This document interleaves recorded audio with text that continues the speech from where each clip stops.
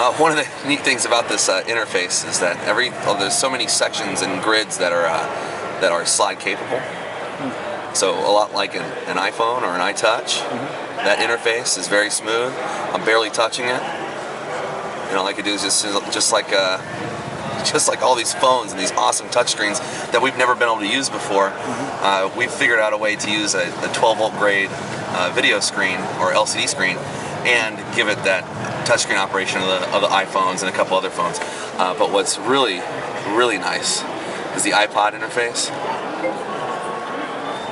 I'm gonna look here and press movies, music, artists. Let's play a song. Well, I'll show you now, but this is pretty cool. It's got 2 speeds, the flick. See how it zooms out and zooms back in? Yeah, that's nice, right? Like IPs.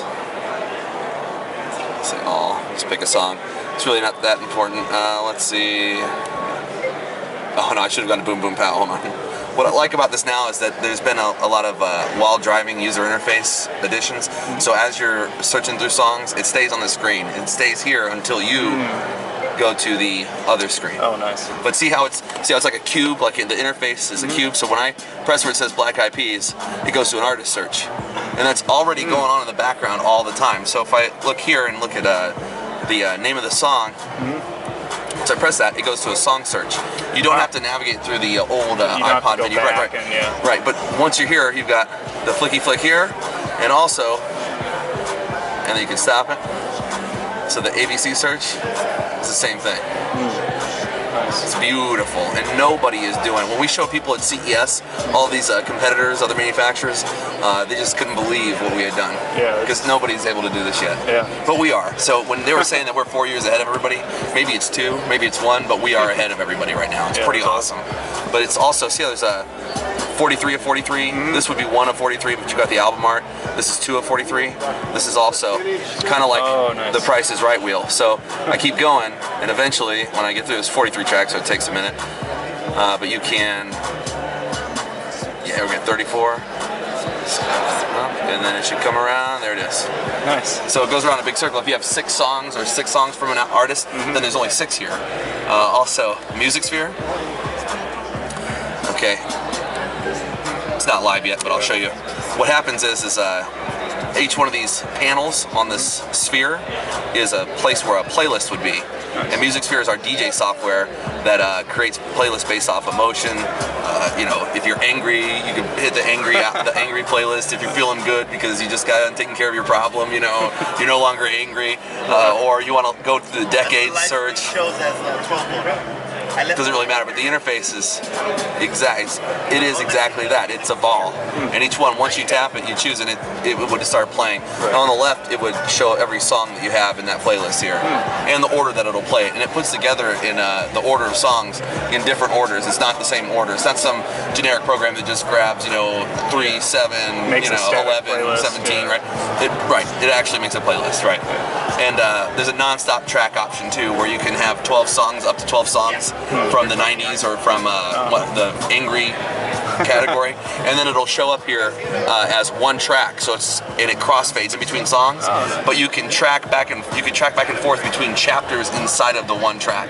So even though it's one track, when you skip to the next song, it doesn't go to another playlist or start over again or go to the end. It goes to one of the 12 chapters inside of that track.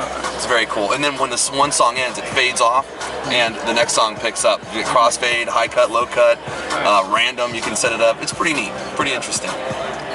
Oh, and probably the coolest thing in retail, I have customers that if you don't have a preset radio station hard keys, they won't buy the radio. It happens every day. You think AM and FM, it doesn't really matter anymore, but it does. And this interface we're showing you here is also extended to the FM. So when we look here and we press in the center, it brings up the preset radio stations, and you pick one. Then when you're over here on the right, these are your presets, and it tells you the name of the station, as long as there's information to go along with it, with RDS, and it spins around just like the Price is Right wheel. Nice. Oh, okay. That's AM and FM.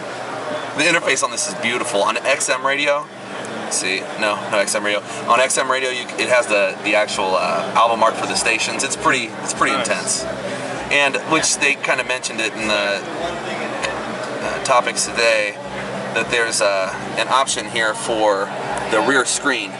If you want to have your rear like back there, okay, you just tap here, mirror the AV, mirror what's up front, always play disc, iPod like it was set already, and then that changes what's going on in the rear, just on the main skin of the AV. And then of course it's nav also. Right. So you can have a completely separate source up front.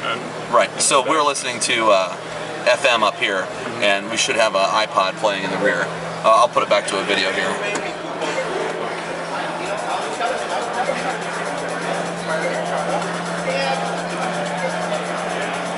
For all those watching this, you can see how quick the response is.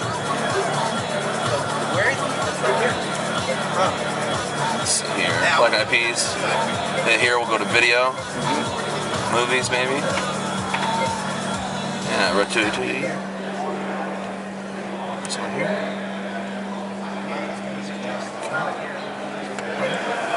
Now our movie's playing up front and it's also playing in the back. But as it is playing in the back, right? Okay, so it's playing in the back. So all I have to do now is go to, I don't know, disc. And the movie should still be playing in the rear. Right. Nice.